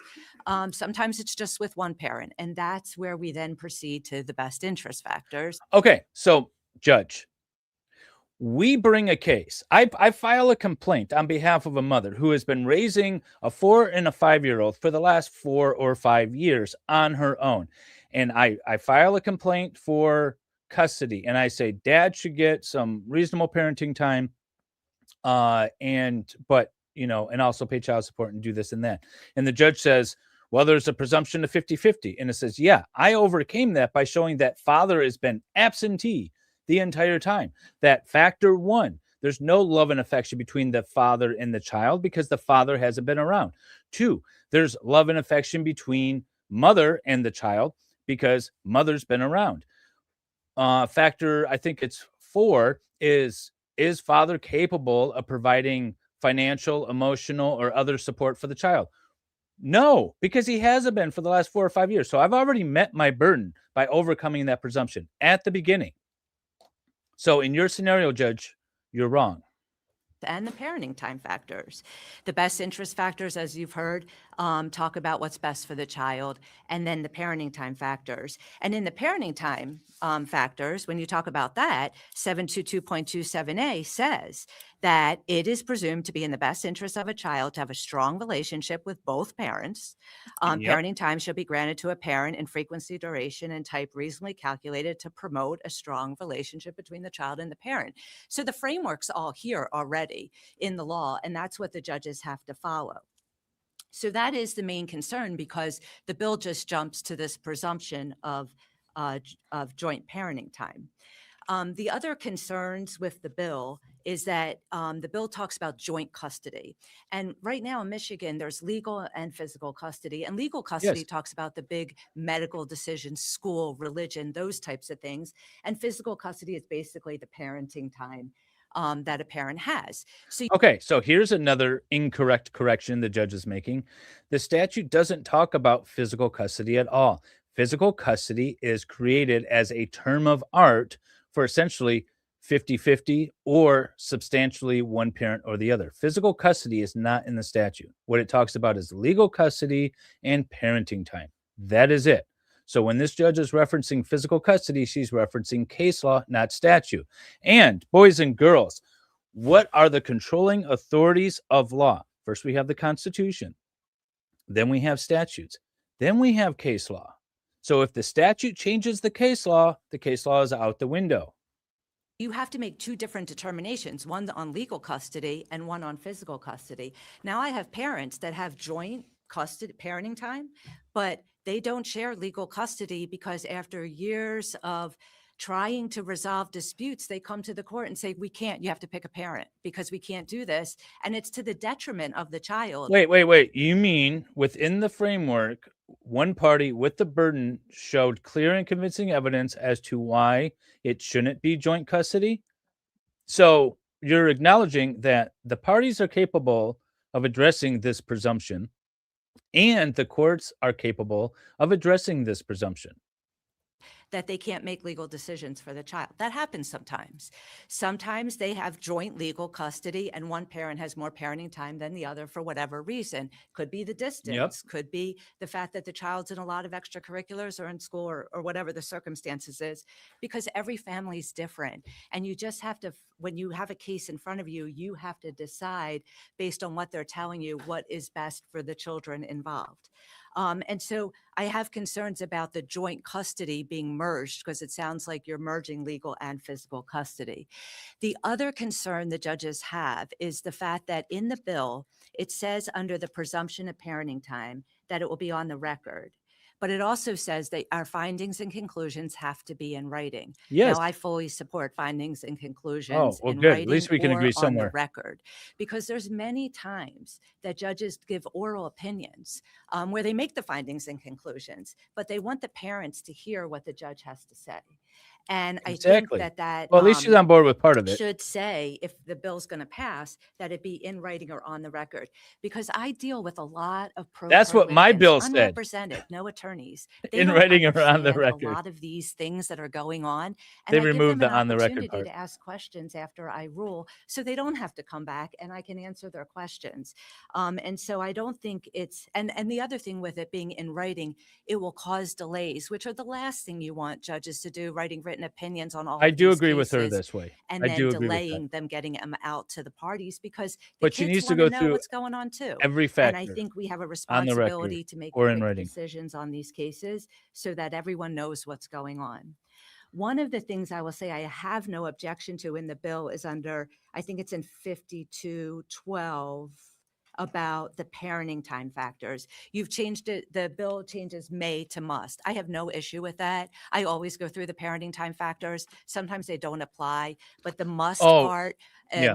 Okay. So what they're talking about here is under the custody section, the 12 best interest factors. It says that the court must evaluate these 12 best interest factors. And that's really where the child that's really about who's going to make decisions for the child, legal decisions, where they go to school, medical procedures, and things like that. The parenting time factors, there's 9 of them. And it said the court may consider these. And that's really how much time each parent is going to spend with the kids and what it's really going to look like. That's the nuts and the bolts. Who's going to be doing the pickup at school, drop off, where's parenting time exchange is going to take place, all of that stuff. And that is very loose because it could take into consideration people's work schedules and all kinds of stuff. That statute has always said the court may consider these factors, and they're changing it to must. And I'm glad that she's on board with that. It's part of the you do the best interest and then you do the parenting time. I'm not Hey, sure Shakes. why it says may, but the Judges Association has no issue with that being changed to must. Good. Um, Excellent. We're making so progress. Those are Come my a long three way in issues are the established 8 custodial years. environment, the joint custody, and the writing portion. And like I said, I'm fine with the may language turning to must. I've heard today individuals say that the judge will retain full discretion. And They I will. would suggest to everyone here, See, if the this is judge where is they were going retaining with. full discretion, you don't need a presumption because the judge has to do the ECE, the established custodial environment, review the best See, interest factors. they and the think this is parenting going to time take away factors, their and comes to a authority. conclusion. Don't question And my the authority. presumption is not necessary. The other issue with the presumption that's concerning is that if you have a custodial parent who has the majority of parenting time, then you are shifting the burden to that parent Yes. to show otherwise. Yes. And I don't think that's appropriate to shift the burden based on the law that we have today. So those are the reasons. Wait, what did she say? If you have a parent that has a custodial environment, you're shifting the burden. Yes. Yes, you are. Just like a plaintiff in the complaint in a civil action has the burden, a party who's filing a complaint that says, or a motion that says, I want more time, should have the burden. Right now, there is no burden. There's no burden. Judge, that's what I would ask her. Judge, who has the burden now? I hope they ask her that. Concerning is to show otherwise. And I don't think that's appropriate to shift the burden based on the law that we have today. So those are the reasons why the Judges Association opposed the bills, and I am more than happy to answer any questions. Who has the burden now, Judge? Who has the burden now? Ask her. Judge, if you could stick around, we do have like 2 more people to try to get through, but I actually want the committee to do questions. So we're really only going to be having a speaker, probably 1 more speaker realistically. But if you would stick around, that would be great. Absolutely. So next up, I'm going to call up Heath Lowry and Johanna. I can't say it. Kanonen. I couldn't read that other letter. She reads names like I from the do. Michigan Coalition to End Domestic and Sexual Violence. Oh, these people are going to be opposed. It's going to put children and mothers in danger. The court's not going to be able to handle this presumption when there's a DV, even though DV is specifically one of the factors under the best interest factors. Wishing to speak and opposing the bills. So you guys have about 4 minutes at the most. Thank you. Good morning, Madam Chair, members of the committee. My name is Johanna Kanonen. I'm an associate director at the Michigan Coalition to End Domestic and Sexual Violence. This is going to put My kids name's in Keith Lowry, danger. staff attorney and policy specialist. They for the can't be Michigan allowed Coalition on around Domestic and fathers. Sexual violence. The coalition is an organization that represents domestic and sexual violence and human trafficking. All service fathers providers need to be in every supervised county by the across mothers, state, or else they which is deserve no parenting time. 75 organizations. We've provided more than 4 decades of work regarding survivor safety, legal advocacy, and policy changes. We thank you for this opportunity, and we ask that you oppose Aaron, this bill package. You are as it so wrong. restructures Every the father in best a interest divorce of the situation child is a bad guy. analysis Come on, and get child with the custody program proceedings, now. and inadvertently places children and survivors of domestic violence in harm's way. While these bills don't create a mandate per se, it does create a legal presumption, which most attorneys know You is just got the words down. It creates that sort of idea anyways. It shifts focus away from the child's best Does it? interest to mathematical equality. A presumption is a shortcut, and it minimizes the court's unique ability. We went over it. We went over it at the beginning of the stream. It says there's a presumption of equal or substantial equal parenting time that can be rebutted by clear and convincing evidence that the child that it's not in the child's best interest. One of those factors is domestic violence. So tell me, sir, Mr. He looks like one of those, remember the magnet guys where you could like doodle and make his hair and beard? That's what he looks like. Dude, you gotta like take some from the chin, put it on top of the head. To actually assess each situation. Courts already have the authority to order joint custody, both legal and physical, when it is appropriate. Yes, too much underneath However, and true not enough on 50-50 top. custody I really feel like is I have only a nice appropriate when balance. parents are on the same page about raising their children, nurturing and disciplining them in this sort of unity. In those cases where it will work well, 50-50 custody naturally and voluntarily arises and doesn't need the court to determine it for them. Thank you. I've been an attorney for 20 years. The majority of that time, I have practiced family law, both as an attorney for legal aid and in private practice, representing countless mothers So you and must fathers respect in my custody, authority, divorce, my and parenting experience. time disputes. 50-50 parenting time increases contact between already stressed parents. Increased communication and parenting time exchanges are not only stressful, but they can be dangerous when domestic violence is present. To mandate by law without Ma'am, any you regard do for know the that needs of the domestic child or violence the is a specifics of the case, factor that a child's physical under the parenting best schedule interest be the factors, right? same when with both parents completely disregards the needs of the child and puts them second to the desires of the parents. Decreased parental conflict is not a reasonable expectation of exponentially increased Except contact and it's communication. decreased in every place Presumptions such that as this those has been contemplated tried. in this package are especially dangerous in cases involving coercive control, which is the most common perpetrator tactic used in domestic violence. Please say Abusive microaggressions. behaviors Please do say not end in microaggressions. separation. Please say Abusers often microaggressions. seek shared or equal custody precisely to maintain power over the other parent, extend contact, and exert control through the court system, a tactic which is often referred to as litigation abuse. Importantly, Michigan law already recognizes domestic violence as one of the best interest factors, which many people have She at least acknowledges discussed that. in their testimony. Unfortunately, judges often underestimate the potential danger when abuse is not physical or is not thoroughly documented. About 20. Okay. Domestic violence is already considered under the best interest factors. The judges have complete discretion currently now to evaluate the best interest factors. We're going to create a presumption that allows the court to evaluate the best interest factors, but the court's incapable of evaluating the best interest factors. That's what this woman just said. 20% of domestic violence homicides occur without prior documented physical violence, meaning those cases are the least likely to overcome a new structural bias. We have a towards equal parenting responsive time, which is system, included in this not a package. predictive system. In cases with domestic violence, having to prove it by clear and convincing evidence, where a power imbalance already exists, often including differing access to financial resources, creates barriers and doesn't create a meaningful exception. What about the false allegations of domestic abuse and assault? What about those? Should those let stand? Believe all who cry domestic abuse because they're unable to meet the clear and convincing standard? You do realize that domestic abuse of a family member, whatever you want to call it, is an actual criminal offense. And those are prosecuted thousands of times a day. And that standard is beyond a reasonable doubt. That is much higher than clear and convincing. Yet somehow prosecutors magically make it work. That's amazing. How do they do that if you can't prove by clear and convincing evidence in a family law case that it's going on? Man, those prosecutors, they're like magic or something. Where domestic violence is present. This month, we have witnessed 2 high-profile domestic violence homicides in the national news, both of which involved recent family court involvement, highlighting the stark reality that many survivors face, that they are in the most danger when the relationship. I mean, I'm not going to condone those vicious attacks, but just hear me out for a minute. How did the court proceedings go?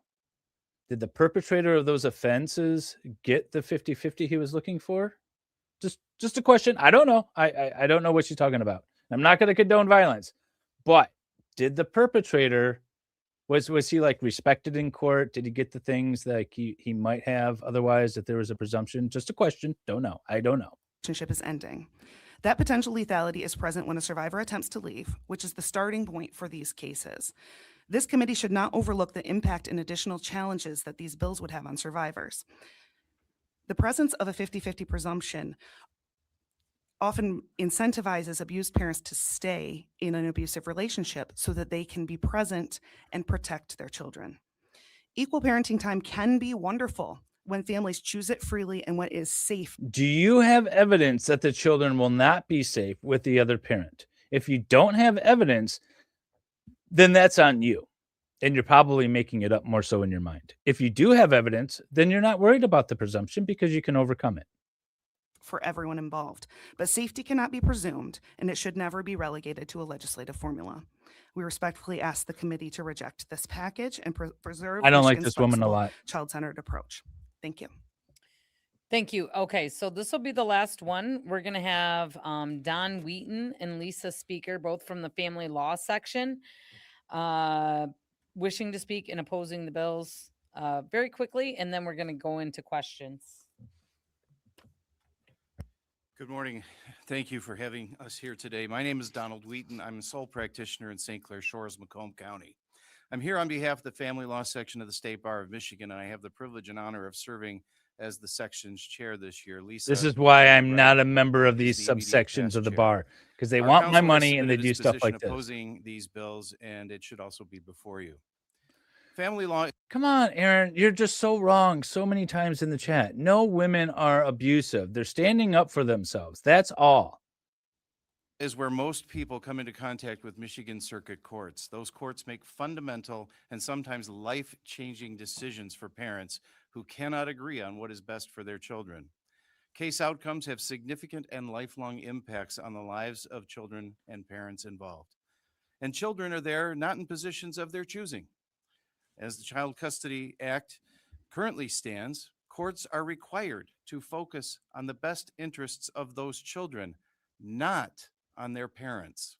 And that's the way it should be. Did he roll his I remind eyes? clients when they come to visit me that what they may want or what they find most convenient is not necessarily in the best interests of their children.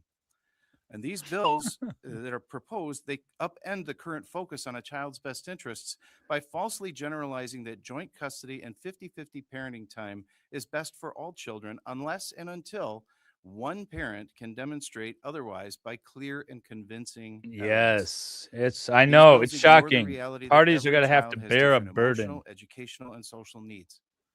The current Child Custody Act requires us to tailor a child's environment to each one's particular needs, but these bills would shift the focus to their parents instead. No. Right now, if a Where's parent asks- oh my God, I have so many questions. Where's the shift to the parent from the child? Where is it?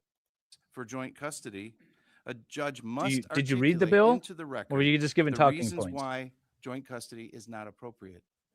That's a standard we don't have in much of any other litigation, if any, in the rest of the state. Now, we understand. I'm sorry. There's a presumption of innocence when someone is charged guilty. There's a presumption that the defendant in a civil suit is not liable unless the plaintiff meets the burden of proof. There's presumptions everywhere. And we recognize that parents are upset when decisions don't favor them. But perceived fairness for parents shouldn't trump what's best for their children. Our family courts deal daily with There's a people's presumption rawest that a emotions signed and dated deeply writing is a established belief. contract until And it's personality overcome. conflicts There's so many are inevitable. presumptions. Nevertheless, there are other ways to get better decisions and results for families than changing the fundamental focus on children to what's most expedient for parents. See, The solution is to Okay. I got to pull this down for a second. Here's the bill, right? So what it says, I can't let them get away with the lying. They're speaking as if the statute, the bill says something that it doesn't. As used in this act, best interest of the child means the sum total of the following factors. All right. Now the bill, it doesn't have all the statute, but it basically says the court will award custody and parenting time based on the best interest of the child. So it says these are the best interest factors. And look at K, domestic violence, regardless of whether the violence was directed against or witnessed by the child. So if there's just DV in the home that the child has no knowledge of, that's still taken into consideration. So lady in blue. But here's what it says. It says there is a presumption that is in the best interest of the child, not the parent, to award equal or approximately equal parenting time to each parent. The presumption may be rebutted only by clear and convincing evidence placed on the record that equal or approximate equal parenting time is not in the best interest of the child. That child, so many times. Stop with the nonsense. Stop saying what you want people to believe is in the bill and actually talk about what's in the bill. To provide the family courts with the resources to evaluate each case properly, not to dismantle the focus on each individual child for a system that assumes one schedule is best for all children unless a parent can prove otherwise. I'll give you an example. These bills would reward parents who have been uninvolved or even absent from their children's lives. Where? Granting those parents authority to determine what's best for the child they barely Did you know or not? don't know at all. Did you not read the bill, sir? We just went over it mere seconds ago. And they force a child to spend half their time with that parent. And to overcome a presumption of joint custody and equal parenting time, this is significant. The burden of proof will be clear and convincing evidence. We've heard that said many times today, but nobody's bothered to take the time to define it for you under appellate law. That is a less stringent evidentiary standard than beyond a reasonable doubt. Stringent.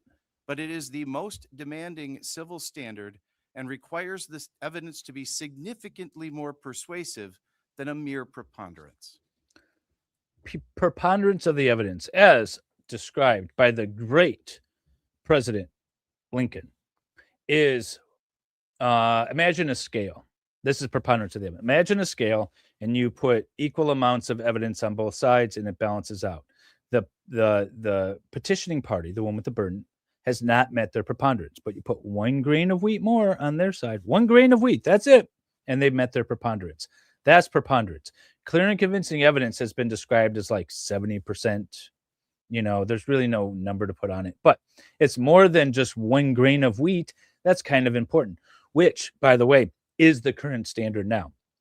1 grain of wheat more on the mother's side or the father's side, they win. That's the standard. And I don't think that's really a good standard to have when we're talking about the rest of the kids' lives. The bills also require each court to put its findings into writing, and while that's a very noble goal, as a practical matter, it's not possible, especially in emergency situations where courts must act swiftly to protect children. Our section recently commissioned a survey of family law practitioners across the state, and the most cited... Okay. Friend of the court does the same thing. They issue recommendations based off the best interest factors, and they go through the best interest factors. And I have had friend of the court recommendations being issued mere hours after the hearing, and they go through each individual best interest factors and say why this favors this, why that favors that, why this favors this. You're telling me that the court can't go down to the friend of the court and say, hey, that form that you use with the pre-printed best interest factors, could we maybe like borrow that, you know, so we can just fill it out ourselves on an expedited matter? You know, is that possible? Would you please allow us to borrow your form or type up your own form?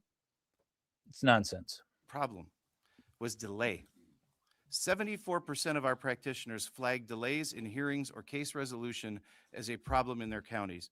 And the single most cited issue, forcing parents to rebut presumptions with clear and convincing evidence, will cause even more protracted litigation because more cases will go to trial or evidentiary hearings. Yet And that then hasn't requiring courts to happened put in every any finding into writing jurisdiction will where cause this has been innumerable further attempted. delays for an already overburdened system. And you heard Again, talk about Representative what St. it Germain is, earlier not what you with the wish it different bill was. testify that kids must come first. We agree. While these bills are well intended, we've all heard the old adage about paving certain pathways with good intentions. And if you have any questions for me, I will do my best to answer them. I thank you for your time and for the opportunity to speak with you this morning. Don't And worry, Lisa may have counsel. something There else will to be add. plenty of domestic fighting for you. Hello, Lisa Speaker. Don't worry, I'll be very brief because I think a lot of what I would have said has already been said today by my colleague Don Wheaton and also by Judge Lisa McCormick. So we've been listening to the concerns of parents for 20 years now, every time this comes up on the 50-50 legislation.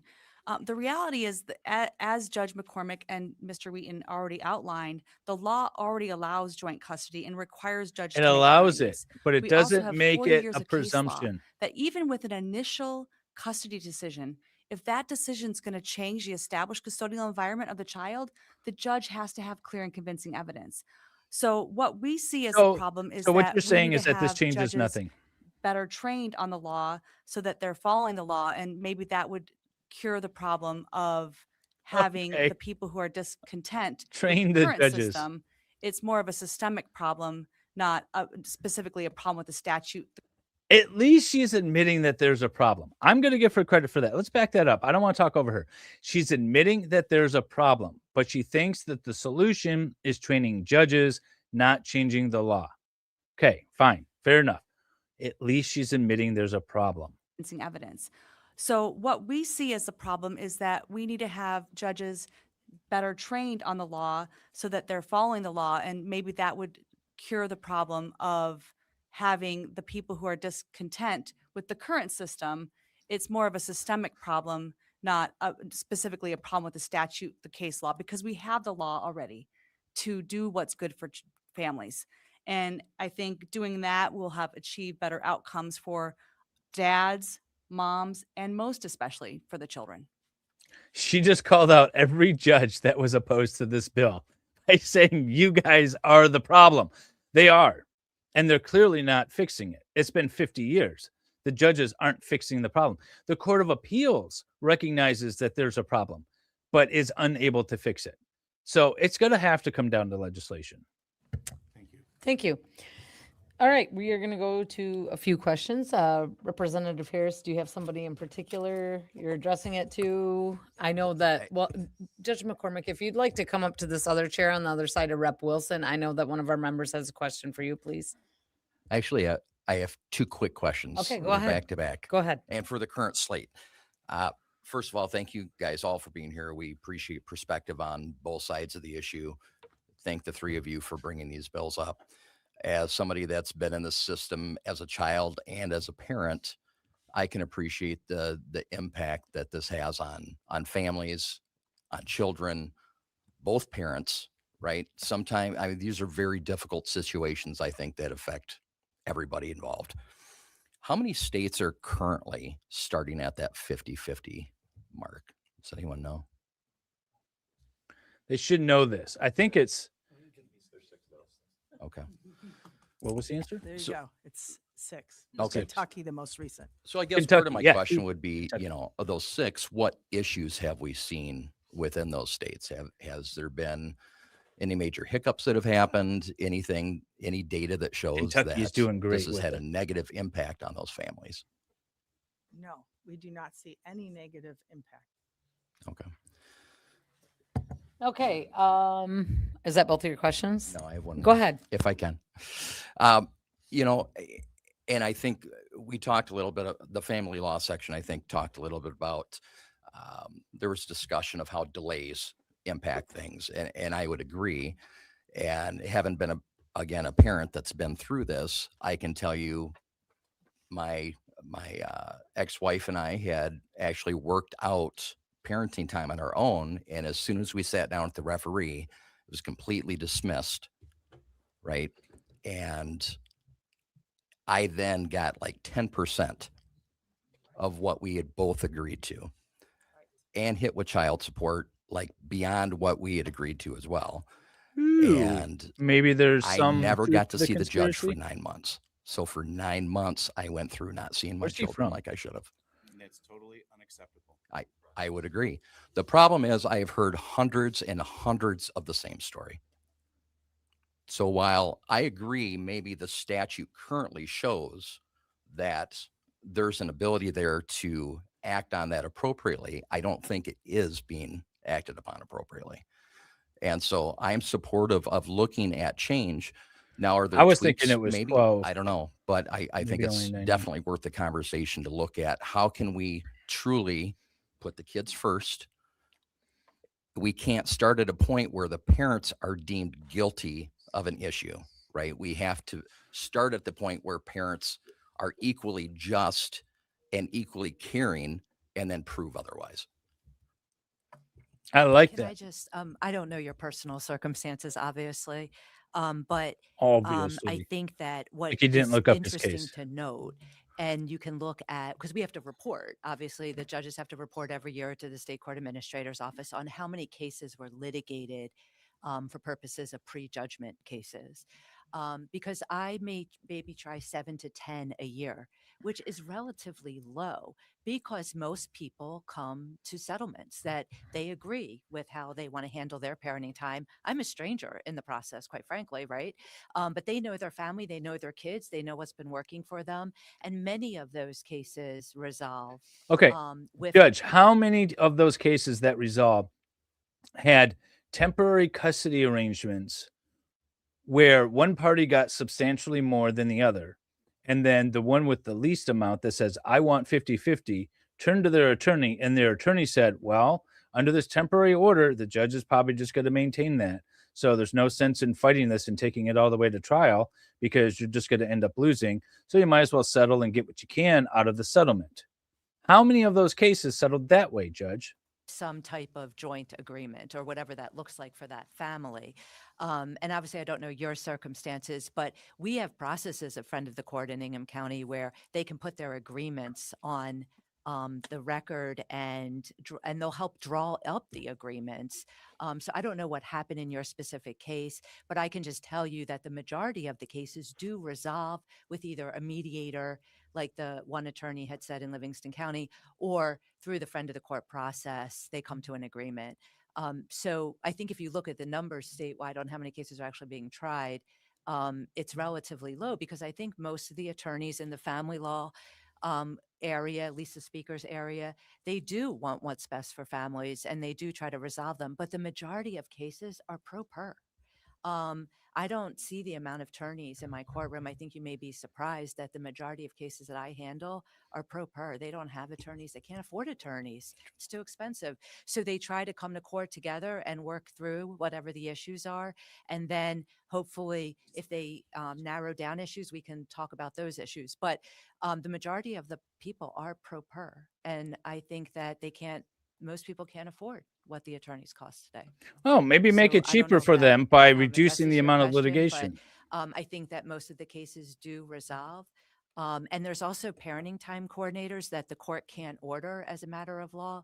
But I think most of at least I feel they can be very helpful to parents that are trying to get past the divorce, past the animosity, and do what's best for their kids. But that's not something the court can order. We can recommend, but the Right. parents have to choose to participate. And again, I think this is why it's important that both parents are considered equal until proven otherwise.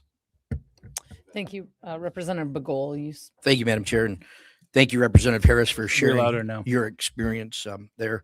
I could tell you, as a former elected sheriff and 32 years in law enforcement, I share the same experiences, having heard hundreds of cases where there was not equal shared parenting time, and quite literally for no apparent good reason. I mean, I knew the people personally. They were good people, but maybe it was, just the way we did things or something like that. And I know the state bar here is advocating for the attorneys, but quite frankly, I mean, I'll make the point that attorneys are paid to do a job, and when you bring it to an equal shared parenting time, it resolves many issues that parents go into court to litigate. And I think the basis for their argument is that this is a dangerous situation, that the kids, it removes the child's the best interest, but it really doesn't. It just says that the best interest should be placed on equal or approximately equal parenting time. It doesn't say the judge is going to ignore any danger signs or has to ignore any of the other things. The judge can It will still help take all those mothers. things into consideration. As This bill he will makes help his mothers decision. who are So, bitter and use their kids as pawns. I- It I- will, I because thank it'll the force committee them to for, face reality their too. time here today, They're like, because, listen, you're not going to be able to drag why the this kids through might the not be mud, the perfect bill, it use at them least as starts the pawns. conversation. You might as well just And, resolve I this. think it would make some meaningful changes going for forward, people who that's have the been best so thing wronged. for I both mean, the we parents as and the kids. parents, we live to be a father or a mother, and I can't think of anything more tragic than that time being taken away from you. Thank you. If I could just, Madam Chair, if I just make a quick comment, Rep. Harris, I think Judge McCormick makes a good point here in regards to maybe you have a county or a circuit court possibly doing it correctly. However, we need a standardization across 83 counties. Like you, I also have heard plenty of stories, situations like yours, where we don't want anybody to fall in through the cracks. And so I think this package of bills creates a standardized process throughout 83 counties. If I may, just a brief comment. You Briefly, I convinced me, still have two Aaron. members with You convinced me questions, that so, your way is the best like way. 30 seconds. You got it. I've heard many times today that all this system does is advantage attorneys. If these bills pass, I guarantee you I'll make a fortune because I'll be in a lot more litigation with a lot more people trying to prove. This guy said the exact same words 8 years ago when I was testifying. He said the exact same thing. I guarantee you that I will make a fortune if this bill passes. Exact same words. Prove that somebody else shouldn't have equal parenting times. I won't. Representative Breen. Thank you, Madam Chair. Family law is difficult. It is the most difficult area of law to practice. You're not just separating people from their stuff, you're separating them from their families and their children. And I think it's erroneous to assume that people are in this for the money or for some other, advantage. And as Judge McCormick said, most people that bring their cases, they do not have legal representation. They can't afford it. And I saw some terrible things when I was doing this area of law. And I'm not dismissing any of the pain and suffering that the fathers out there, that the mothers out there have experienced. But this question is aimed more for Judge McCormick here. And I want to make sure I'm understanding this. If there's already an established custodial environment, so life that the child has been living, and if you then add in this presumption of a 50-50 split, would that immediately then shift that child's circumstances regardless? No. Well, I think the question She's gonna say yes, if the but it won't. established custodial environment is with both parents, if you try to change the established custodial environment, you would need clear and convincing Oh, I evidence. should be there. That is the threshold inquiry that has to be made. If the established custodial environment is only with one parent, for whatever reason, that child looks to this one parent for love, guidance. We already went through necessities this, of Judge. life, I told you why you were wrong. then that to me is where this presumption gets really concerning, because that parent has the majority of the parenting time because the child is looking to that parent when they come to see me. And so you're now saying that maybe the non-custodial parent has every other weekend when they're in front of me. You're now saying that the presumption has to be equal parenting time. And so with clear and convincing evidence is otherwise, which is a really high standard. Okay. And If I can present to you, clear and convincing can be met with testimony. If I can establish to you that father's not involved, he hasn't been involved. In fact, I have a case right now where he wasn't ever involved. He hasn't seen the kids. He's seen the kids once in 2 years. Okay. Now, I present to you evidence of this. I have now met my burden. And unless he can prove that I'm a liar, which good luck with that, then I've met my burden and he is no longer going to have 50-50 presumption. I think the other thing too is that the litigants that are not represented, they don't know what rebuttable presumption means or clear and convincing. That's why the evidence bill means. talks. And so I don't think they're requires you, going to know Judge, when they to get this issue a notice. that the presumption is joint parenting time.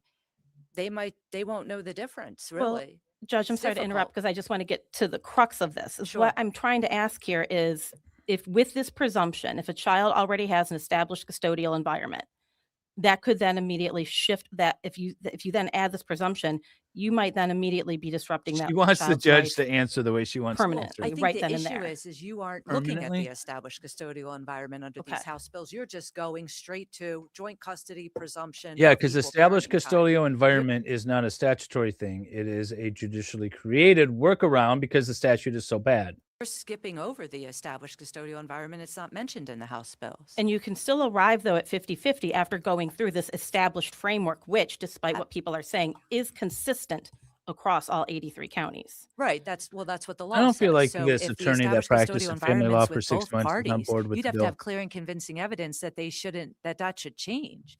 And that's going to be some sort of joint, is, it's, is it going to be equal? It depends on the circumstances of the family. But the bottom line is you'd have to get to the clear and convincing evidence to show that the established custodial environment is going to change. You have to show clear and convincing evidence that it's the right thing to do, that it should change. That's awfully hard. Okay, thank you. I hope I answered your question, because it is imagine though, if you're an attorney. No one's but asking imagine you if you're questions not, right and you're now. a pro per litigant and you come into this process and have never walked into a courtroom before. It's a very confusing process, for sure. So I'd like to add that I've had experience with 7 counties in our state. And when we're talking about this isn't the perfect bill, we're talking divorce. And like you said, Rep. Breen, this That's is a the good question, Aaron. messiest I of the don't know messy. why they're all afraid This of is this. not going to be like a simple thing. We are bringing parity to the rest of the law, where a state agency or a court is allowed to challenge a current parenting agreement with clear and convincing evidence. Why don't we just bring everything into the realm of clear and convincing evidence? Because no longer are we evaluating whether the judge cares or not, and the lawyer cares or not, or this cares. We're looking at how Rep. Wilson said, these are facts. This is evidence. It's based on evidence, the same way the rest of the law is with parenting. And this, I have to correct my previous statement, no negative impact. There's a negative impact. It will negatively impact some of the lawyers' fees, salaries, etc. Yes, it will. Yes, it will. Okay. Well, seeing we have hit the noon hour at this time, I'm sorry, but we're going to have to cut this off. And, thank you to everybody that came today. Again, if you filled out a card, which there's still numerous up here that I cannot even get to, it will be put on the record, and you can reach out to our office and the bill sponsors as well if you have further questions or comments. No further business before the committee. We are adjourned. All right. That was the hearing on House. Oh, wait, I closed it down. Why did I do that? Okay. So that was the hearing on the bill package. I can't remember what it's called. Equal parenting time is what they're talking about here, but it's House Bill 5211, 5212, and 5213. If you are in Michigan and you're watching this in real time, please reach out to your representatives, House of Representative members. It hasn't made it to the Senate yet. It's still in House committee, but tell them that you support this, because it is a good thing to start off on equal footing, right? Equality is what we are all about here, right? That's what the law is supposed to be, equality. And the rule of law with evidence and procedures and burdens of proof. This is a good bill. It's substantially pared down from the massive overhaul that we were trying to do about 8 years ago. This is a good starting point. I think this needs to happen. And regardless of what that attorney said, it will impact them in a negative way. The attorneys that practice family law will not have an increase in litigation. In fact, it'll be a substantial decrease, which is what we need in family law. We need a substantial decrease in litigation. And again, despite what the Ingham County judge said, that most of the cases settle. She only has 9 trials a year or something like that on family law. Yes, they settled, but did they settle after there was a temporary order in place where one party got substantially more than the other, and then the party with less was just like, hey, I'm not going to get it anyways, I might as well start stopping the bleeding. Let's get a tourniquet on this thing and just resolve this and move on, because there's no possible way that I'm going to get what should be awarded to me. Or was it truly that the parties agreed that that's in the best interest and the court found that? I would say it's probably a mixture of both. But of that 80% that settle, that's 40% where one party is disadvantaged. But someone please think of the lawyer's income. Yes, someone please think of the lawyer's income. Think of the lawyer's income. You're going to be putting many a lawyer out on the street. They're going to be living in cardboard boxes if this law passes. Well, at least the one The one did admit that there was a problem. She just thought better training for judges was the solution, not a change to the law. We're getting there. We had one that was opposed to it, but said making the judges put everything on the record is good. We had one that said that there is a problem, but this isn't the solution. So we're getting there. We're getting there. We'll see where this goes. If there's an update, I will bring it to you. Off to class. Bye. Take care, Aaron. All right, I'm going to send you guys off over to Kat Nat Williams. She is covering the, what's the trial? Julio Fulio trial. Go tell her I said hi, and I will see you guys on the next one. When I was young, my daddy said, gotta keep one eye open in your bed, 'cause there's a time coming when the devil's gonna come for you. So my trigger fingers stay prepared. I've got my weapon and I got my prayers, 'cause if you don't run this town, they'll walk all over you. Run out loud, gotta run on, keep on running till the sun